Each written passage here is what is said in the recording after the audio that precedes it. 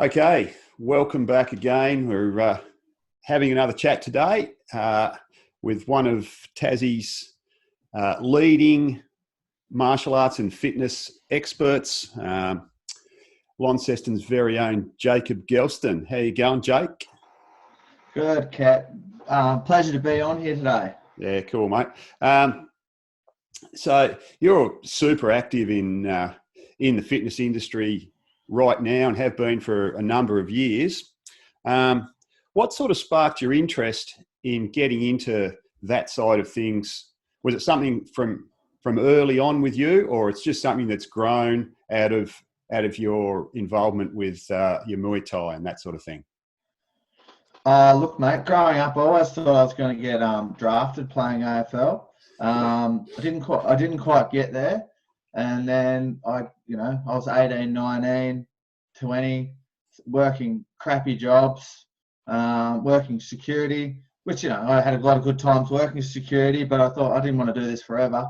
So I thought, I'm heavily interested in sport. I love fitness. You could say I was obsessed with it, So I thought, what, this is the industry and this is where I want to be. So that's where I jumped, threw myself in the deep end and went from there. Yeah, no, for sure. And you're fortunate enough to have your lovely wife involved in your fitness industry, which is fantastic. You guys are putting out some great online stuff at the moment, which we'll talk about a little bit later on. But you seem to be a young fella that's heading in the right direction. Family looks great. Everything looks fantastic from the outside, mate. I know that sometimes it looks like that and you're like a duck paddling flat out underneath, but from the outside, looks like you're going all right, buddy. Look, mate, life's hard. It's you've got to put effort in, and we have our good times and our bad times, but I'm very grateful. I've got a beautiful family. My wife's very supportive and we work well together. But I don't like to sugarcoat it. A lot of people out there, they're trying to pretend their life's perfect. I'm not, and Yeah. I'm working on myself. I'm trying to be a better person. That's at the end of the day. That's what I'm trying to be. Trying to be better, be a better person. Yeah, for sure. Well, yeah, from what you do put out, mate, it looks as though you're definitely heading in the right direction. What we might do, we'll head back a few years. A young Jacob Gelston growing up, school life and that, mate. Always been a Lonnie boy.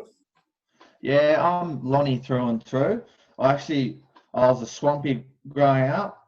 So one of the first houses that I grew up next to was the old Outlaws Clubhouse. I come from humble beginnings. I'm a housing commission boy.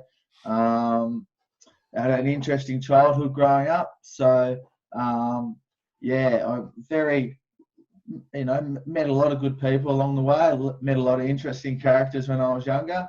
School for me, I kind of switched off as soon as I hit puberty, and I got back to that footy thing. I always thought I was just going to get drafted on talent. Little did I know that there was this thing that you have to actually, put in the effort. And I didn't learn that until a bit later on in life, the effort and training and what I was actually capable of. So, Yeah, it would have been a fantastic lesson to know when we're, 8, 9, 10, wouldn't it? But anyway, sometimes it takes a bit longer to work it out. I've spoken to a few people that know you, and they've all said unequivocally that you're a very talented footballer. So did you come up through like North Lonnie or someone like that, being in that area? I actually, when I turned 9, we were lucky enough. Mum got a housing commission house in Norwood, so we moved to Norwood. She did the best she could for us. So I actually grew up playing at South Launceston, and played Tassie Mariners. I did Muay Thai when I was early on, but I was just playing so many different sports. I actually played lawn bowls as well. I played for Tassie in lawn bowls. Yeah, I found that out this morning. Actually, I ran into an old mate, and he said, I said I'm having a chat with you, and he said, look, make sure you bring up the lawn bowls around age 14, somewhere around there. Apparently you were pretty talented at that too. It sounds like you go right at most sports, mate, if you put your mind to it. I'm pretty lucky. I'm pretty coordinated, and I just have a knack for sport, and it helps when you're passionate about something. It's easy to put time in and train when I get a bit obsessive almost. I think sometimes it's good, sometimes it's bad, but it helps to be obsessed about in the sport. Yeah, absolutely. Helps to put the time in. It does. Yeah, no doubt whatsoever. So, you don't play football anymore? Or are you still playing? What's going on there? Haven't played properly since I was 21. I played at Bracknell just for a bit of fun as I was going a bit older. I'm actually going to go back and have another kick this year just for a bit of fun. But look, I don't train. I'm just too busy with my work. My fitness is there, but I just can't get to the footy training because of what my career is. And I haven't played for the last few years. So I was going to play one more year. And then I'll hopefully get some more fights under my belt before I have to put the gloves up too. The gloves up. Yeah, I was going to ask you about that because obviously you've had a fair amount of success locally and on the mainland with your Muay Thai. I guess the question everybody's asking is, when is Jake Gelston getting back in the ring? What are your thoughts? Yeah. Look, it's so hard. It's obviously running Legion with Zach and having the fighters and stuff, running the gym. It's just been a crazy few years, and I certainly haven't lost the passion. I've come to I've realised that I can't do everything, if you know what I mean. So, and I don't want to get into the ring not where I want to be fitness wise. To be quite honest, I'm a way better martial artist than I was probably 3 years ago when I was fighting regularly. Way better. That's just the way it goes. But will I get back in the ring? Hopefully in 12 months' time. I'm hoping. I've been saying that for a bit, but it's still there. The desire is still there. Yeah. No, if the desire's there, mate, and obviously you keep yourself pretty fit and you're still involved in that side of things, you will get back in. No doubt at all. I mean, you see, even with like boxers and that, the guys that retire, they always come back, don't they? I was reading something online that Evander Holyfield's going to be fighting some exhibition matches coming up. So Mike Tyson's back training. So interesting times for those guys. You always go back to your loves, your passions. I don't know if I could see myself doing that, but I'm 29 next week, so I think I've still got a bit of time left. Yeah, look, absolutely. And my most prominent martial arts teacher, Mal Lomax, he always told me, I used to train a lot with him when I was in my early 20s, and he said, look, you really don't reach your peak in martial arts till between about 32 and 35. You're really at the height of your powers then. So for you, mate, you've got years left. Yeah. I hope. I've just don't know how many more hits to the head the old noggin can take. But you got to keep your hands up, mate. Yeah, I've got a habit of just getting punched in the head. I can't help it. Well, anyway, I'm sure everyone will be looking forward to when you do step back in the ring, mate, because you always put on a pretty good show when you do it, from what I've seen. Oh, thanks, mate. It's absolutely. Yeah, good fun. Yeah. No, I remember the first time I watched you fight, and you just hammered this poor guy's legs. I can't remember who your opponent was, but I was thinking, geez, he's going to have trouble walking the next couple of days. It was Brody Thompson. Yeah. He was one of Stu Clayton's boy. He's a really nice guy. That was a good fight. He just wouldn't go down. He's got true ticker. I don't think I could handle that, to be quite honest. No, they were pretty vicious, but it was a good fight to watch. And Um, last time you perhaps fought in Lonnie, the fight finished with an elbow. They're pretty mad in Muay Thai, aren't they? The elbows. Yeah, it's it's there's no padding. There's no meat there. It's just pure bone on bone if you get someone in the right spot. So I've been lucky to in my fights to land elbows that can stop the fight. It's something that I practice a lot. Once again, I'm a lot more technical than what I was fighting a few years ago. So I just relied on brute force, to be quite honest. Yeah. Didn't have as much as finesse as some of the guys, but it's one of those things. They're just a brutal thing. Yeah, no, 100%. So do you think you're more technical now because of the fact that you're training a lot of guys to fight in the ring and, spending a lot of time sorting out their technique? Do you think that's made you a more technical fighter? Yeah, well, I'm teaching all the time, whether it's privates, classes, and you break down techniques. And also I'm a southpaw, so I've had to learn everything orthodox.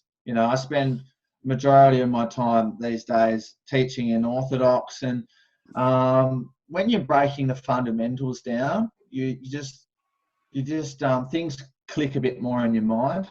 And I've learnt more things along the way. I'm still learning. I've just got so much to learn. Every time I go to Thailand, I get schooled. So it's you're forever learning and growing. So yeah, I think that's why. Yeah, for sure. And I'm not focused necessarily on my own careers. I've been focusing on other guys and the teaching of it. Yeah, absolutely. And you and Zach have got a good thing going with your Abaddon's Muay Thai, and lucky it's upstairs from your own fitness business, which must tie in nicely for you. Yeah, very nice. Yep. And can you see that side of things growing in the next couple of years? Because it seems as though ring sports and combat sports in particular are getting more and more popular. So do you think that's going to grow in Tassie? Look, I hope so. I really hope so. To be quite honest, we've been doing our best to try and grow it, promote the sport, promote the non-fighting side of it too, the self-defense side of it, trying to make our classes more user-friendly for everybody, you know what I mean?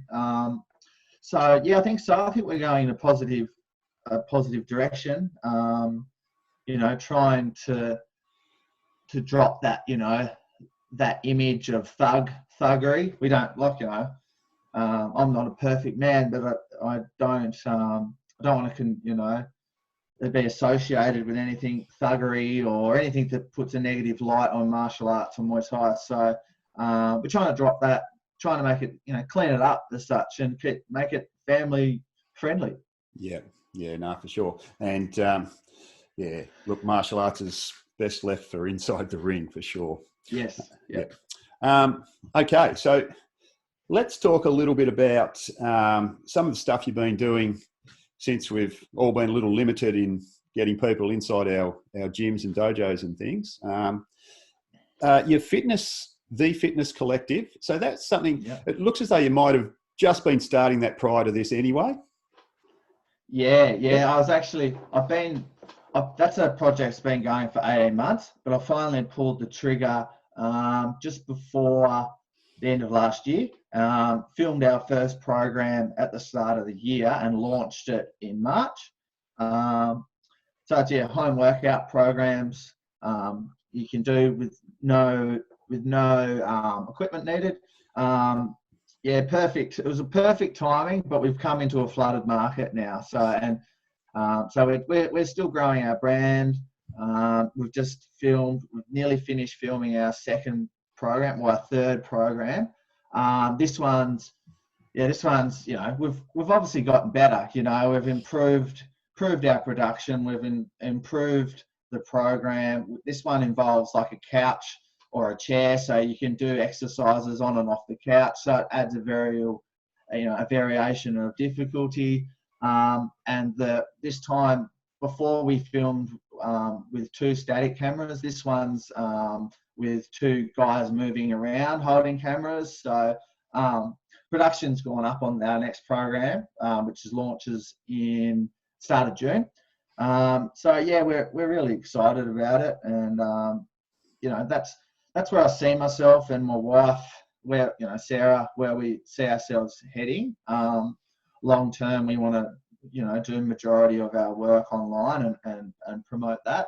But, you know, Rome wasn't built in a day, and it's a competitive market out there for sure.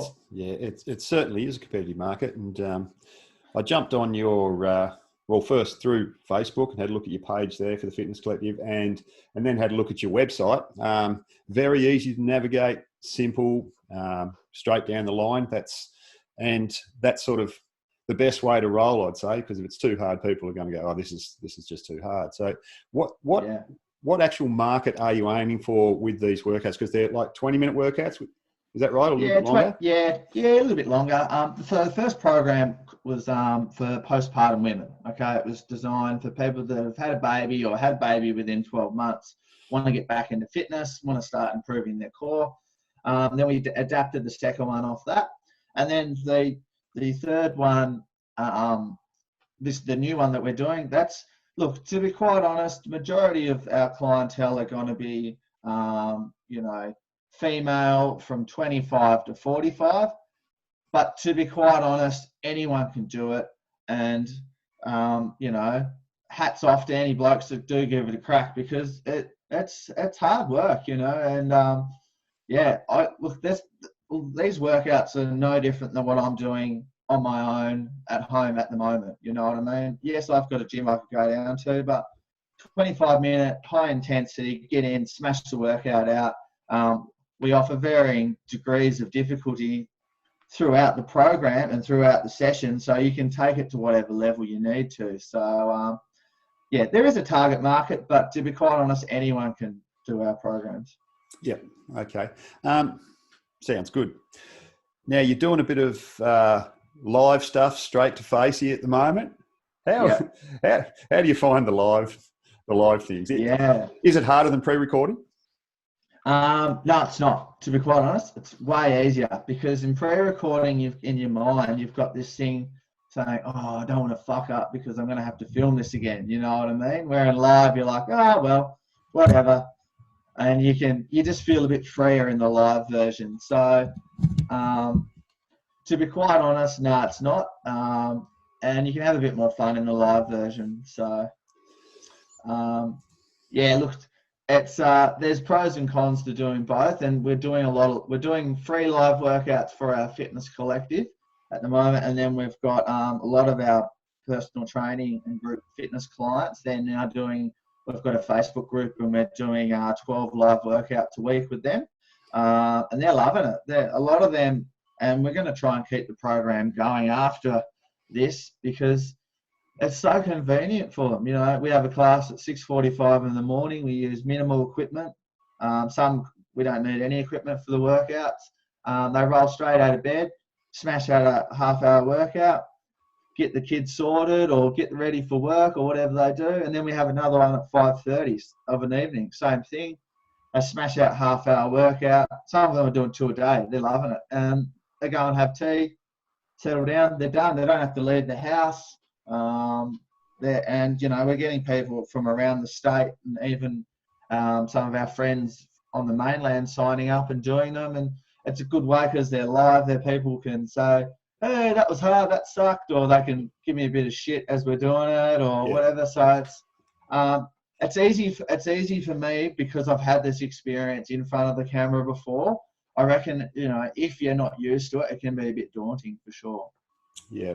No, look, it's a really good idea, and it's strange how something like this pandemic and the lockdown, it changed the way we do things. We were saying a little bit before we started recording, and a lot of businesses are changing the way they do things, and I think sort of moving forward, after we move out of this pandemic, things probably aren't going to quite be the same for a long while. So I think you're doing a great thing there, mate. And, you know, hopefully it continues to grow, not just in the state, but on the mainland as well, and you get clients from all around the world. That'd be awesome. Yeah, I think that's the long-term goal, mate. And things, when I'm not under any illusions, things take time. And I'm looking forward to getting back in the gym and training my clients once we can as well. So it's you just take it day by day. You know what it's like, what's going on at the moment, and you take the good stuff, and you just got to roll with the bad stuff too. So yeah, no, for sure. Now, as part of your fitness collective, you're delving into a little bit of nutrition as well as overall wellness, that side of things as well. So we get a complete package, not just the fitness. Yeah, so come June, when we launch our third program, we're going to launch our first nutrition meal plan. Now, I have a good understanding of nutrition. I do some nutrition stuff, but for this, I've brought in a dietitian, and her name's Jay, and her partner, they own a CrossFit gym. And they're really down to earth, and they're really, they're of similar values to me, with like, you've got to be realistic with meal plans and dietary plans and whatnot, because at the end of the day, we're everyday people. We're going to eat cheeky things from time to time. We're going to have bad days and eating and good days. And she's building, and I'm looking forward to presenting it. She's building an awesome meal plan, and with recipes and advice and a template for you to move forward with. It gives you a bit of room to move with as well, and it teaches you along the way. It's not just a here, do that. After 4 weeks, oh, what do I do? It's going to teach you as you go, kind of thing. Yeah. And that's all the way. For long-term change needs small incremental change. So no, that's a good idea. Now, your kids, you got two young kids. You're lucky enough to have one of each, which is awesome. Yep. What are your hopes for the future for them? Moving into the fitness thing, or you're just going to give them the best tools and then let them decide what they think? What would you hope for your kids, mate? I mean, they're only very young, but what would you hope in the next 10 years or so for them? Look, mate, I just hope that that I can give them a good opportunity and a good start on life. Hope I can just give them the opportunity to worry about being a kid, and be happy and be in a safe environment, and not have to worry about money and stuff like that. Look, to be quite honest, I always thought, I'm going to make my kids play sport. I'm going to force them to do this. And look, my daughter, she's the biggest princess she'll ever get. She's into Barbies and makeup, and she's not interested, and that's fine. That's cool with me. She's happy, and she's got drive, but it's just not really sport, if you know what I mean. So I'm just gonna let her do a thing, and just give her the opportunity to be healthy and happy. And my boy, well, he, at the end of the day, he's nearly 3, and he punches everything that walks past him. And when any opportunity can throw a ball or kick a ball or whatever, he's into it. He's very cheeky, and it's hard,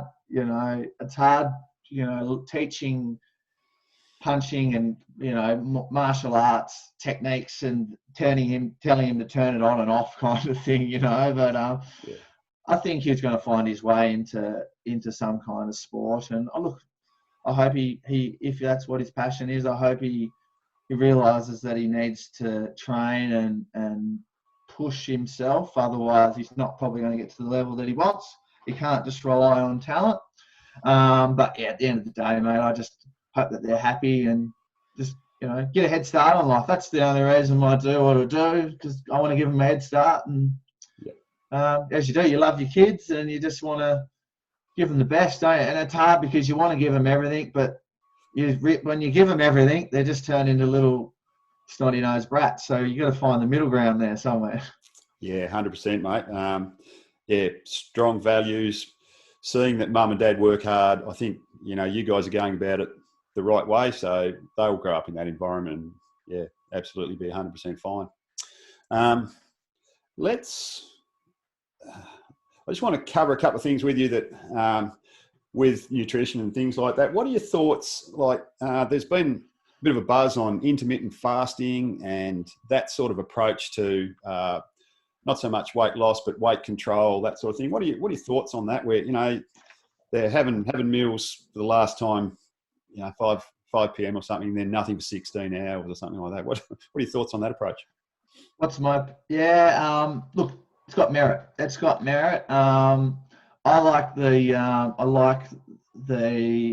part of it, which is, it's called autophagy, where pretty much when you fast, your body goes along and cleans up and eats all your dead kind of cells and neurons and creates new ones. So that's very interesting and exciting, and I like that, and I want to know more about it, and I want to see what happens with it more, for the simple fact that, you know, you've been punched in the head a lot, I've been punched in the head a lot, got tackled with footy, you know, like a lot of brain kind of contact. So I'm interested to find out, you know, is this a way moving forward where then you can almost regenerate your brain and help your brain, fitness-wise, health-wise, with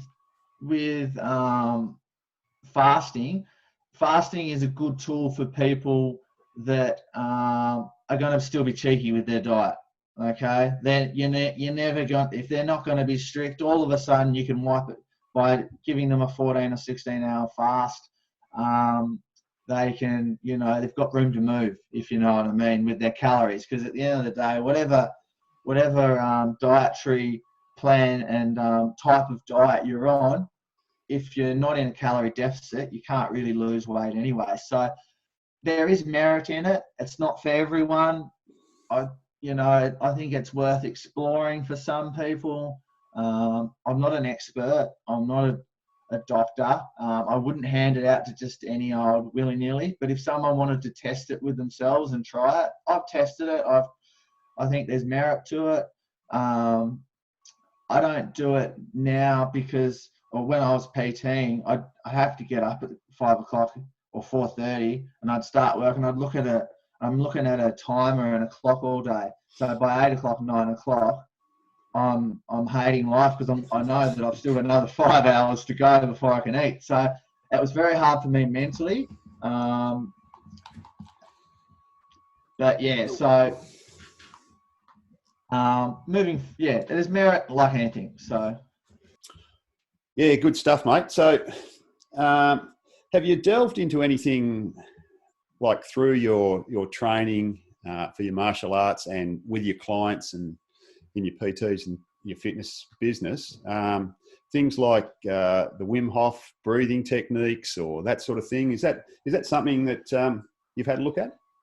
Look, I from this year, I've probably nearly every day doing a cold shower at the end of all my showers, about 30 seconds. From what I'm reading and what evidence it's saying, you know, it's helps with anxiety and helps reproduce white blood cells, which helps improve your immunity and gives you a clear mind, makes you feeling energized and stuff like that. So, and I've tried some of his Wim Hof breathing techniques. I'm an advocate for breathing, breathing techniques and stuff. Have I tried it with my clients? No, but I've recommended it to people. Go and check it out.